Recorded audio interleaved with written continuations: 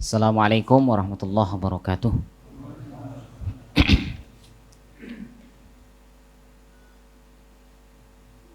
Alhamdulillahirabbil alamin. Wa bihi nasta'inu ala umuri dunya waddin. Wassalatu wassalamu ala asyrafil anbiya wal mursalin nabiyyina Muhammadin wa ala alihi wa ashabihi ajma'in. Rabbi shrah li sadri wa yassir li amri wahlul 'uqdatam min lisani yafqahu qawli. Jamaah kaum muslimin rahimakumullah.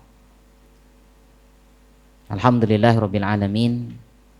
Puja dan puji hanya milik Allah Subhanahu wa taala. Pada malam hari ini Masya Allah 29 Syawal 1442 Hijriah. Alhamdulillah kita masih dalam kondisi sehat walafiat. Yang mudah-mudahan insya Allah apa yang kita lakukan dan bahkan yang sudah kita lakukan itu diterima di sisi Allah Subhanahu wa taala. Amin. Yang kedua, salawat ma'assalam semoga selalu terlimpah curahkan kepada Nabi kita Nabi Muhammad sallallahu alaihi wasallam beserta para keluarganya, para sahabatnya dan para pengikutnya sampai hari kiamat. Jamaah kaum muslimin rahimakumullah. Kita akan lanjutkan kembali ta'lim kita masih pada bab man jahada syai'an minal asma was sifat, yaitu siapa yang mengingkari sebagian atau mengingkari dari asma dan sifatnya Allah Subhanahu wa taala. Yang mana kita sudah membahas yaitu tentang firman Allah yang menyatakan ya wa huwa yakfuruna birrahman dalam surat Ar-Ra'du ayat 30. Ya. Yang mana orang-orang kafir mereka tidak terima dengan sifat atau nama Ar-Rahman bagi Allah Subhanahu wa taala. Mereka tidaklah mengingkari Allah, mereka tidaklah mengingkari pemilik nama. Namun yang mereka ingkari adalah nama tersebut. Namanya saja Ar-Rahman. Sehingga ketika terjadi penulisan perjanjian Hudaybiyah saat itu yang sudah kita ceritakan secara singkat pada pertemuan yang lalu, ketika terjadi sebuah keputusan yang mana kalau kita lihat keputusan yang terjadi itu sangat-sangat merugikan kaum muslimin, sangat merugikan. Ya, yang satu poinnya yang sangat jelas, apabila ada orang Quraisy yang dia menyeberang ke Madinah, maka kalau dia tanpa izin dari walinya maka harus dikembalikan ke Makkah kembali. Namun tidak sebaliknya. Kalau ada orang Islam atau orang Madinah menyeberang ke Mekah meskipun tanpa izin dari walinya, maka tidak boleh dikembalikan ke Madinah. Ini kan perjanjian seakan-akan sudah mendikte. Artinya yang ditekan di sini adalah bahwasanya Islam itu sendiri. Maka jamaah rahimakumullah. Sehingga ketika penulisan ini ditulislah ya, yaitu menggunakan Bismillahirrahmanirrahim. Maka si Suhail dia mengatakan kami tidak mengenal nama Ar-Rahman, sehingga dia nyuruh nulis, yang penulisnya saat itu dikatakan dalam sejarah yaitu Ali bin Abi Thalib. Tulis Bismika Allahumma ya, dengan namamu ya Allah. Artinya bahwasanya orang-orang kafir Quraisy percaya akan adanya Allah Subhanahu wa ta'ala, tapi yang mereka ingkari adalah sebagian nama-nama Allah, yaitu salah satunya adalah Ar-Rahman. Yang mana pada ayat tersebut yang sampai nanti pada akhirnya ayatnya wa ilaihi matab, dan hanya kepada Allah kita bertaubat. Kemarin kita sudah membahas tentang taubat. yaitu syarat dari taubat itu adalah al-ikhlas. Ya, karena Allah Ta'ala. Yang kedua, antakuna fi waqtin qabul, ya, yang mana waktunya masih boleh diterima untuk taubat, ya, yaitu sebelum terbitnya matahari dari barat, atau yaitu sebelum roh ini sampai ke kerongkongan. Selama itu belum terjadi, maka pintu taubat akan terus terbuka. Kemudian yang ketiga, an-nadam, ada sifat penyesalan, sedih terhadap apa yang sudah pernah dilakukan di masa yang lalu. Kalau itu keburukan, dia merasa sedih, kenapa saya begitu, ya, kenapa saya melakukan itu, uangnya habis karena itu, dan sebagainya. Akhirnya berdosa, berpikir seperti itu. Ini namanya nadam, adanya penyesalan. Kemudian yang keempat, al-iqla' anil dzambi, kapok, merasa kapok, saya tidak mau udah lagi begitu. Ini baru namanya taubat. Ya, tapi kalau masih pengen, itu bukan namanya taubat. Yang dikenal dengan istilah namanya taubat sambel, pedasnya di awal, balik lagi. Ya. Terus terakhir, balu al-azmu ala adamil audah, berazam. Berazam di sini berarti berusaha dengan keras supaya tidak kembali ke jalan yang dulu. Ya. Maka orang ketika melakukan hijrah, betul-betul, ya, jangan sampai dia kembali ke masa yang lalu. Pokoknya dia harus, namanya orang hijrah itu harus berlari, berlawanan dengan masanya, masa lalunya. Berusaha untuk berlari. Ya, kalau dia tidak mampu berlari, ya, dia hendaklah berjalan. Kalau tidak mampu berjalan, dia merangkak. Yang penting jangan berhenti dan berbalik. Kalau berhenti dan berbalik, ya sudah, akan kembali lagi. Ini taubat yang betul-betul yang namanya taubat yang benar. Dan salah satu contoh lagi, ingat ketika kita memang bertaubat, buat komunitas yang baik. Ya, memang tidak ada dalam persyaratan di sana, dalam syarat taubat. Tapi ketika kita, terlebih kita di zaman kita saat ini, ketika ada orang yang bertaubat atau dengan bahasa hijrah, cari komunitas yang baik. Kalau masih komunitasnya yang lalu, ya sudah, siap-siap. Ya, komunitasnya sama orang-orang yang minum, ya, sama orang yang main judi, tapi kita masih nongkrong di sana. Ya mungkin dia bilang, enggak, saya enggak tertarik. Sekarang, lagi besok datang, enggak. Nah, sama seperti orang yang mengatakan dirinya berhenti merokok. Ya, ketika dia sudah mengatakan enggak, saya enggak, tapi masih kumpulannya dengan merokok, dikasih enggak. Besoknya enggak.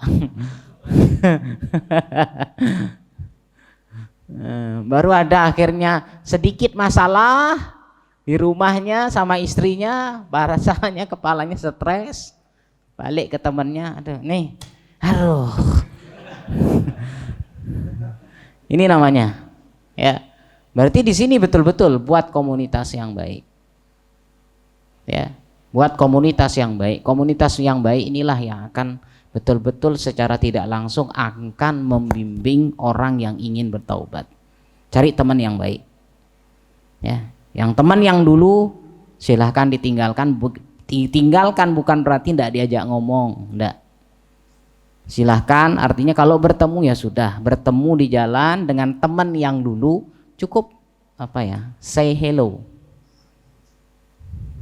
Kalau dia muslim, assalamualaikum, bagaimana kabar? Ya sudah, ini selesai. Yang penting masih ditanya. Jangan sampai ketemu sama yang mantan dulu langsung ngelingus, pus. Kalau antum bersikap seperti ini, siapa yang akan memikirkan yang ini? Siapa yang akan menyelamatkan mereka? Mereka akan justru berpikir negatif. Wih, dulu, sekarang mentang-mentang sudah alim noleh tidak mau. Apakah seperti itu? Tidak. Sehingga bahasa Al-Quran Allah Ta'ala mengatakan wa idza khatabahumul jahiluna qalu salama. Kalau engkau bertemu dengan orang yang jahil, yang bodoh, ini masih bodoh kategorinya. Ya, artinya orang masih berlaku maksiat dan sebagainya, yang dulu kita ajak hura-hura, ketemu di jalan, kalau dia muslim katakan salam. Artinya ini sebagai bentuk kepedulian kita sama dia. Suatu saat kalau kita mau berdakwah sama dia gampang, tapi kalau antum sudah ketemu ngelingus, tidak mungkin bisa didekati. Ya, makanya artinya ini sebagai bahan pembelajaran bagi kita. Silahkan antum cari teman yang baik, tapi teman yang lama itu gimana caranya? Kalau antum mampu membimbing mereka, mengajak, gini pahalanya, Masya Allah pahalanya. Sehingga dengan cara apa? Ya seperti itu. Sehingga bahasa dalam Al-Quran, wa idza khatabahumul jahiluna qalu salama, ucapkan salam. Kalau dia non, ya sudah, bertemu naik sepeda motor tinggal tin, tidak ada banyak-banyak, sudah tin kan enak begitu. Atau kalau pas papasan naik sepeda sama-sama goes, ya bisa berhenti. Atau sama-sama jalan, paling tidak bisa bagaimana kabar, selesai pergi, sudah itu saja. Tapi kalau untuk nongkrong bersama, jangan coba. Ya, ini teman-teman rahimakumullah, ya, ini sebagai bentuk, artinya salah satu antisipasi supaya betul-betul kita istiqomah untuk istilahnya bahasa keren sekarang, hijrah, ya, bertaubat. Dan ingat, semua kita punya masa lalu. Syukurnya, Masya Allah, kalau kita lihat para sahabat pun ternyata punya masa lalu, ya. Masya Allah, luar biasa masa lalu mereka. Ada yang membunuh anaknya, ya, ada yang membunuh anaknya di mas baru lahir, hidup-hidup dibunuh. Ada yang penyembah, artinya dulunya bukan menyembah Allah, menyembah patung. Sangat luar biasa. Tapi inilah Islam. Islam, al-Islamu yajubbu ma qablahu. Islam itu menghapus segala sesuatu yang sebelumnya. Ya, yakin, jangan berputus asa. Allahu a'lam. Kemudian jamaah rahimakumullah, hadis yang diriwayatkan oleh dalam kitab Sahih Bukhari, ya, yaitu qala Aliyun haddisun nasa bima ya'rifuna aturiduna an yukadziballah wa rasuluh. Bahwasannya Ali mengatakan, ya, ini masyhur perkataan Imam Ali radhiyallahu anhu. Beliau mengatakan hadisun nas, berbicaralah dengan orang lain, berbicaralah dengan manusia, bima ya'rifun, dengan sesuatu yang mereka dapat memahaminya. Ya, kenapa aturiduna an yukadziballah? Apakah kalian hendak membuat dia berdusta kepada Allah dan Rasulnya? Apa maksudnya di sini? Hadisu, ya, Syekh Al-Utsaimin rahimahullah mengatakan hadisun nas kallimuhum bil mawa'id wa ghairul mawa'id. Berbicara dengan kaum, berbicara dengan orang lain, baik itu berupa nasihat atau bukan nasihat. Ya, pokoknya kalau mau berbicara sama orang lain, di sini kita diperintahkan untuk memperhatikan nalar mereka. Ya, kita berbicara dengan siapa? Kalau kita Indonesia saja, Masya Allah, berbicara sama orang tua beda, berbicara berbicara dengan selevel juga beda, berbicara dengan yang kecil juga berbeda. Ini tata caranya sudah berbeda. Ya, kalau sama teman enak kita ngomong, tapi kalau sama orang tua, mau tidak mau ngomong kita harus betul-betul rendah, tidak boleh tinggi. Ya. Kalau kita ngomong rendah atau ngomong tinggi di hadapan orang tua, ini sudah namanya berarti, ingat, kalau orang tua masih takut sama kita, berarti hati-hati, ada sebuah pertanyaan. Berarti kitanya yang terlalu, mohon maaf istilahnya, keras terhadap orang tua. Orang tua keras kepada anak biasa, tapi kalau ada anak keras kepada orang tua, ini hati-hati. Ya. Kita minta apapun sama orang tua dengan cara yang halus. Berbeda kita berbicara sama temen. Tidak mungkin kita panggil Pak, minta uangnya, Ke itu tidak ngasih uang. Kalau sama temen silahkan, mohon maaf istilahnya, kalau sekarang kan zaman kita ngomongnya anak-anak itu Ke begitu. Tidak mungkin kita ngomong sama orang tua Ke. Kita perhatikan siapa yang kita ajak bicara di sini. Ini dalam tata cara kalau bahasa kita tata kromo. Terlebih saat ini yang dikatakan oleh Sayyidina Ali radhiyallahu anhu di sini, kalau berbicara kepada suatu kaum, ingin mengajarkan suatu ilmu kepada satu kaum, maka sesuaikan ilmunya dengan daya tangkap mereka. Kenapa? Kalau bukan termasuk daya tangkap mereka, bukan nalar mereka, justru akan menimbulkan fitnah. Belum pas waktunya untuk belajar, tapi sudah ngambil ilmu itu. Sama seperti orang yang ilmunya terlalu tinggi, bukannya semakin hebat, malah semakin ya. Lihat, bima ya'rifun, bima yumkinu an ya'rifuhu wa tablughuhu, ya. Watablugahu uquluhum, bahwasanya yaitu yang sesuatu yang mungkin diketahui, dipahami, dan itu sesuai dengan daya nalar atau daya tangkap mereka, hatta la yuftanu, sehingga tidak muncul fitnah. Walihada jaa, maka dari itu jaa an Ibnu Abbas Ibnu Mas'udin radhiyallahu anhu, dari Ibnu Mas'ud dia mengatakan apa? Innaka lan tuhaddisa qauman hadisan la tablughu uqulahum illa kana li ba'dihim fitnah. Ya. Ketika tidaklah engkau berbicara kepada suatu kaum yang mana perkataan itu tidaklah dipahami oleh akal mereka, kecuali sebagian mereka itu menjadi fitnah.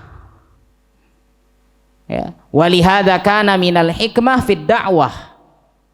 Maka sehingga hikmah dari dakwah ini, Allah tabaghatin nas bima la yumkinuhu idrakuh, agar jangan sampai manusia bagi itu artinya berbuat kerusakan. Jangan sampai manusia itu berbuat kerusakan. Kenapa? Karena mereka tidak mampu untuk menemukan, tidak mampu memahami masalah tersebut. Bal tad'u ruwaidan ruwaida. Bagi orang yang ingin berdakwah, hendaklah dia perwaida itu step by step, selangkah demi selangkah, tidak langsung ngantem begitu. Kalau kita Masya Allah, apalagi yang kadang-kadang mohon maaf ya, istilahnya kita baru memahami, subhanallah, semuanya kita hantem ya, semuanya kita hantem. Ibarat kita sudah belajar puluhan tahun, ketemu sama yang sedikit berbeda, sikat. Subhanallah, ini luar biasa. Fitnah yang seperti inilah yang ditakutkan muncul. Kenapa? Karena belum masuk ke nalar mereka ya. Sedangkan ilmu dalam agama ini Masya Allah luar biasa ya. Maka bagi seorang istilahnya bagi seorang mubaligh, bagi seorang dai, hendaklah dia betul-betul belajar ilmu dasar dalam beragama, atau juga nanti akan belajar yang namanya ilmu illat. Ilmu illat ini adalah sebagai alat ya, hendaklah dia paham. Makanya seorang dai ya, ingat bahwasanya dia harus paham bahasa Arab.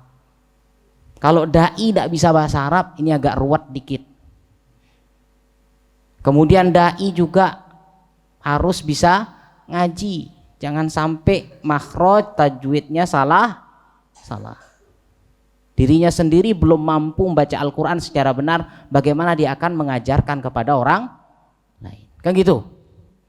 Kemudian nanti akan ada cabang-cabang ilmu, ada cabang ilmu fikih, ada namanya usul fikih, ada namanya tafsir, ilmu tafsir, ada hadis, ada ilmu hadis. Semuanya ini betul, paling tidak bukan semuanya, betul-betul dipahami secara baik. Ini kalau sudah baik baru pantas, mohon maaf istilahnya, pantas menjadi seorang dai. Tapi kalau ini belum bisa, mohon maaf, jangan coba-coba naik mimbar. Akhirnya main sikat semua sudah. Yang muncul bukanlah kemaslahatan, tapi yang muncul adalah fitnah. Ini yang ditakutkan. Ya. Maka walihada kana minal hikmah bahwasanya oleh karena itu hikmah dari dakwah itu adalah hendaklah dia betul-betul memahami, ya, bal tad'uhum ruwaida. Yang namanya dalam dunia dakwah perlu adanya suatu bertahap, ya, hatta tastaqirra uquluhum.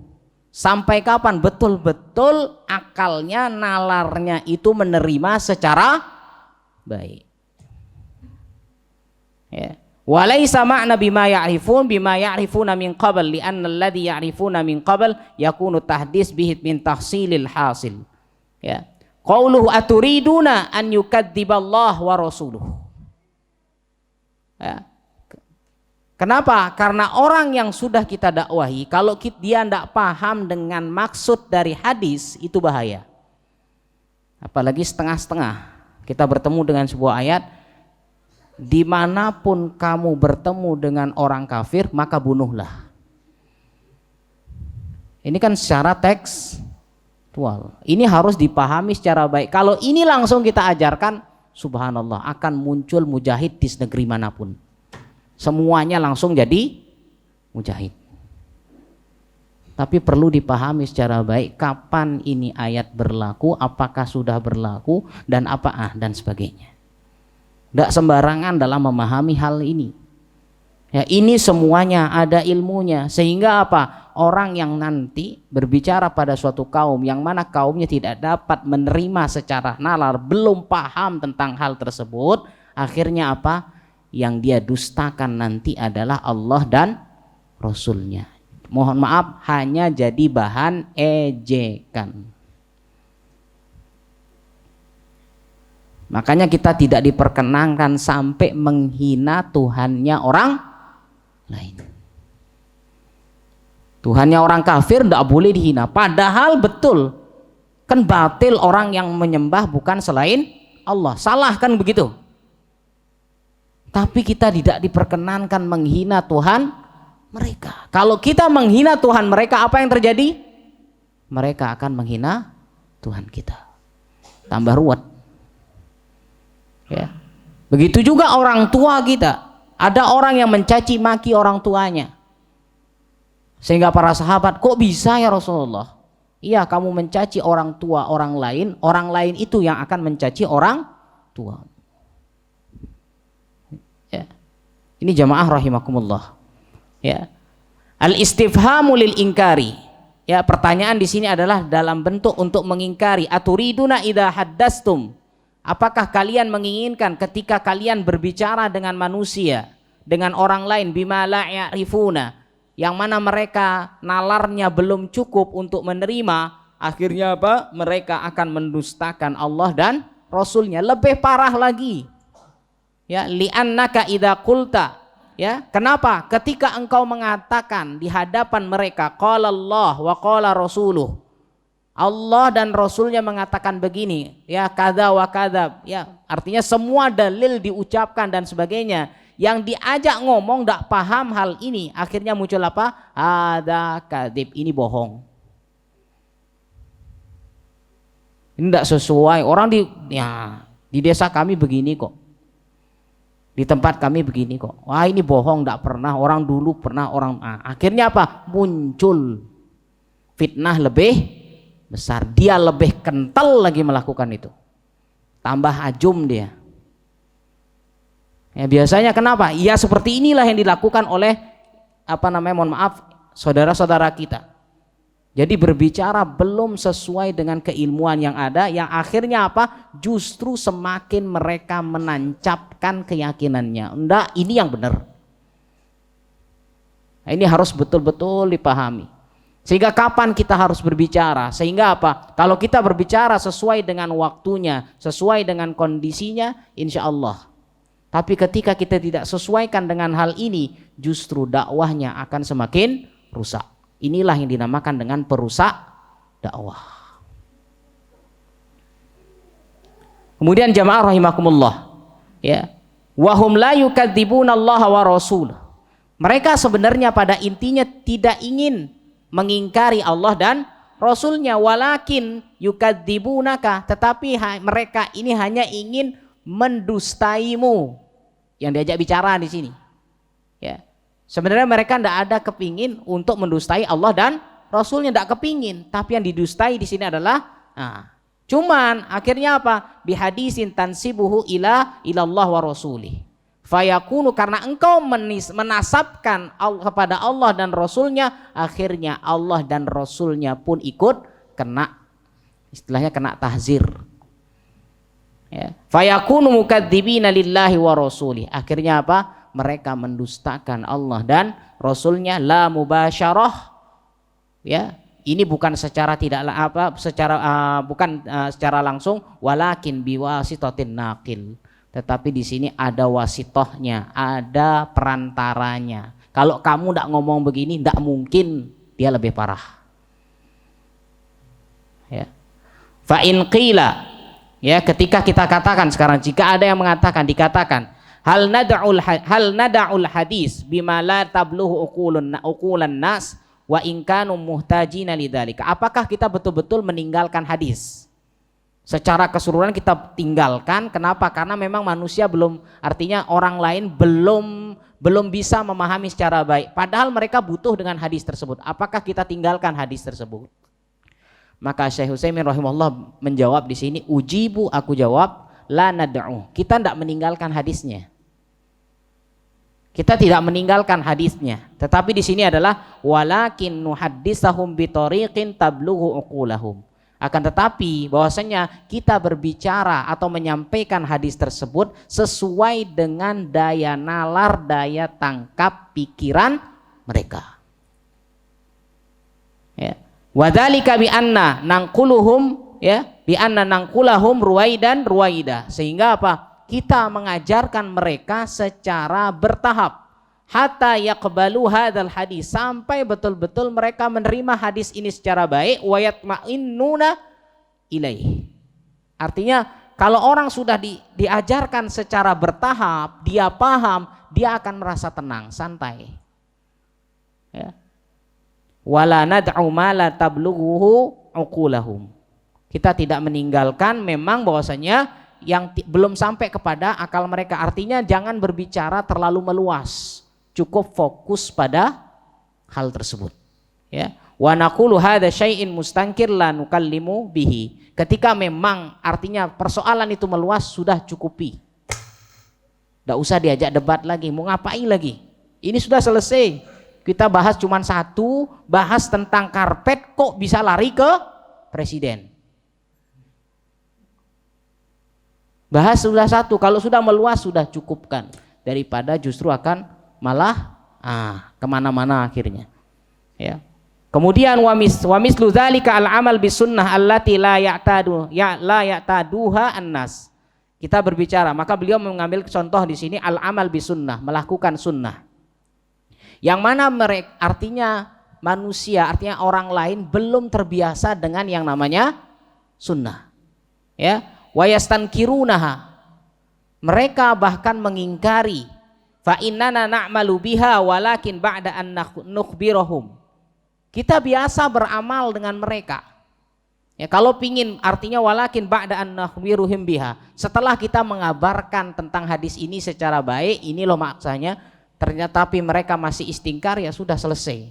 Artinya kewajiban dakwah itu sudah selesai, karena kewajiban menerima dakwah itu hanya sekali, siapapun, karena hukum dakwah itu adalah fardu kifayah. Ya, kalau ada seseorang yang sudah pernah nyampaikan sekali, selesai. Kalau fardu ain berat. Kalau fardu ain, tapi syukur masya Allah, sebagaimana para ulama mengatakan hukum dakwah itu adalah fardu kifayah. Ketika satu sudah melakukan, semuanya menjadi gugur. Ya. Kemudian jamaah rahimakumullah, wa yastafadu min hadal asar, maka kita mengambil sebuah poin, ya, sebuah pelajaran dari asar ini. Tadi kan perkataannya apa, Sayyidina Ali radhiyallahu anhu yang mengatakan bahwasanya kalau berbicara sama orang lain, berbicara sesuai dengan nalar mereka. Ya, ini adalah bukan hadis, tapi ini adalah asar dari Ali bin Abi Thalib. Kenapa ahammiyatul hikmah fid dakwah? Ini menunjukkan bahwasanya pentingnya hikmah dalam berdakwah. Apa itu hikmah? Lemah lembut. Jangan main kasar. Jangan main emosi. Dan ketika kita berdakwah, silahkan gunakan sifat lembut ini, bil hikmati wal mau'izatil hasanah. Hikmah itu lemah lembut, wal mau'izah, dengan nasihat yang baik. Kenapa? Karena tidak ada orang ketika dinasehati tapi dihina. Ingat, banyak para ulama mengatakan kalau orang sudah dibuat emosi ketika dinasehati dengan cara yang tidak baik, tidak sopan, tidak beradab, tidak akan mungkin dakwah itu diterima. Bapak ini bodoh kali nggak, bahlul bapak ini. Bukan begini caranya Pak. Siapa mau begitu? Siapa mau menerima dakwah seperti itu? Kita yang dinasehati duluan emosi. Ini maksudnya hikmah dan cara yang baik. Lemah lembut, tidak main sikat langsung. Apalagi orang yang orang yang lapar, dikasih omongan, bisa-bisa kita yang disaut. Untuk orang yang lapar ini, maka cara dakwahnya gimana? Nah, gitu. Kasih dia dulu, makan dulu, biar dia kenyang, baru enak ngasih tahu. Khawatir dia kenyang.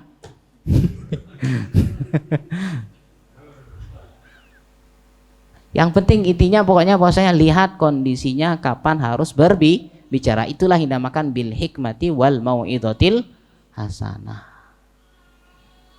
Wajadilhum billati hiya ahsan. Baru kalau seandainya sudah dinasihat secara baik, sudah santun, akhirnya muncul perdebatan. Kalau mau berdebat silahkan wajadilhum billati hiya ahsan. Ya, berjidallah, berdebatlah dengan yang baik. Perdebatan di sini adalah perdebatan untuk mendapatkan kebenaran, bukan mengukuhkan pendapat. Itu baru namanya debat. Ya, perdebatan yang dilakukan, inilah yang dilakukan oleh para ulama ketika berdebat, bukan ingin memenangkan diri sendiri, bukan, tapi ingin mencari kebenaran. Artinya apa? Ya, istilahnya di sini gentle. Kalau kalah berarti harus nerima, tapi enggak nerima bangku yang diangkat. Ini jamaah rahimakumullah. Ya. Hati-hati bahwasanya sekali lagi hendaklah, maka di sini wa yustafadu min hadzal asar. Maka bisa kita ambil kesimpulan di sini satu poin bahwasanya pentingnya dakwah itu harus dengan hikmah fid dakwah ilallah wa annahu yajibu 'ala da'iyah, sehingga wajib bagi seorang dai an yanzura fi uqulil mad'uwin, dia melihat nalarnya orang-orang yang didakwahi. Tidak semua orang yang didakwahi adalah orang yang, mohon maaf istilahnya, orang yang bodoh. Ada yang pinter, ada yang mohon maaf daya tangkapnya agak sedikit lambat, ada yang sangat luar biasa. berbeda-beda. Masing-masing ucapan yang dilakukan pun akan berbeda-beda. Wa yanzilu kullu insan manzilatihi. Sehingga apa? Kita menempatkan posisi dengan sesuai dengan posisinya. Sama seperti seorang guru ketika dia berbicara dengan anak SD, anak TK dengan anak kuliah beda. Ya. Berbeda. Kemudian terakhir munasibatu hadzal asar li babis sifat. Terus apa korelasi? Apa namanya korelasi itu? Hubungan. Ya, kaitannya apa sih? Asar ini dengan bab kita. Bab kita kan yaitu orang yang mengingkari sifat dan nama Allah Subhanahu wa taala. Apa korelasinya? Munasibatuhu zahirah. Syekh Shalih Al-Utsaimin rahimahullah mengatakan bahwasanya di sini kaitannya sangatlah jelas. Kenapa? Lianna ba'dus sifat la tahtamiluha afhamul ammah fayumkinu idza haddatsathum biha idza haddastahum biha kana lidzalika asarun sayyi alaihim. Ya, ini menunjukkan bahwasannya sebagian sifat itu memang tidak bisa langsung dipahami. Ya, ketika engkau berbicara kepada orang-orang awam, tidak langsung bisa dipahami secara baik, justru akan menimbulkan fitnah kalau dia tidak paham. Semacam contoh kahadisin nuzuli ila sama'id dunya, seperti hadis yang mengatakan Allah Subhanahu wa taala turun pada setiap sepertiga malam. Ya. Kemudian hadis apa lagi? Subutul uli. Apa subutul ulu? Yaitu tentang Allah punya sifat yang tinggi. Ya, falau haddastal ami bi annahu nafsahu yanzilu ila sama'id dunya ma'aluhi ala arsyihi faqad yafhamu annahu idza nazala. Kenapa? Kalau kita berbicara dengan awam, Allah itu kan artinya di langit, di atas arsy, begitu ya. Nanti setiap sepertiga akan turun. Berarti kalau Allah turun itu berarti yang di atas kosong. Akan muncul pemahaman seperti itu. Ini bagi orang-orang awam nanti akan akhirnya muncul, wah berarti Allah itu butuh tempat. Akhirnya muncullah. Ya. Jamaah rahimakumullah. Untuk hal-hal seperti ini kita tidak bahas. Yang penting kita mengatakan Allahu alal arsyistawa. Allah beristiwa di atas arsy. Dan Allah turun pada setiap sepertiga malam. Selesai. Kenapa? Kalau lagi berbicara dengan orang awam masih dia bertanya. Kadang anak-anak kecil saja bertanya. Saya sama anak saya kadang ditanya, rumah Allah itu di mana, Bah? Wih, sini saya hanya bisa mengatakan sebagaimana yang dikatakan oleh seorang wanita, budak wanita. Saya hanya menunjuk begini. Di langit. Ya, Allah bersemayam di langit. Allah beristiwa di atas arsy. Tapi enggak, kalau kita katakan nanti lagi ditanya apa istiwa, Bah? Aduh, tambah ruwet lagi. Berarti di sini sesuaikan dengan kadarnya. Apalagi dengan anak kecil kita tidak berbicara seperti itu. Ya, berbicara tentang Allah Subhanahu wa taala. Yang penting dipahami terhadap anak kecil bahwasanya yang menciptakan siapa kita? Yang menciptakan kita siapa, Nak? Allah. Ya. Untuk siapa kita beribadah? Allah. Kita pahami dulu mereka bahwasanya Allah. Kalau nanti ketika sudah besar baru dia akan belajar. Ini jamaah rahimakumullah, sehingga apa? Banyak sifat-sifat yang akhirnya nanti diingkari disebabkan karena memang belum pas untuk menjelaskannya. Ya, maka dari itu jamaah rahimakumullah, berbicaralah dengan suatu kaum sesuai dengan daya nalar mereka. Kalau tidak sesuai, siap-siap justru akan menimbulkan fitnah yang lebih besar. Allahu a'lam bishawab. Ini mungkin sekitar 5 menit. Jika ada pertanyaan dipersilakan.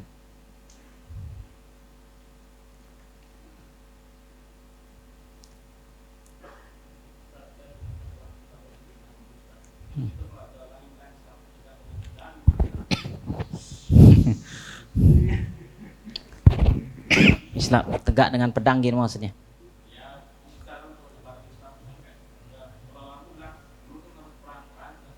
Ya, sekarang ya, siapa mau diajak kenyat-kenyatan? Bumi sudah kenyat dengan endah-endah kan gitu. Ya. Ya, artinya jalankan Islam artinya ya bil hikmati wal mau'izatil hasanah, tetap dengan lemah lembut. Ya, jangan terlalu cepat emosi, apalagi seorang dai tidak cocok kalau dia emosian. Berarti seorang dai harus betul-betul kalau ngomong enak sabar, giliran dicolek sedikit. Nah ini ya, jadi mudah-mudahan ya, insya Allah mudah-mudahan muncul banyak dai di sini. Amin. Ada lagi? Kayaknya Agus itu gatel ini di pojok.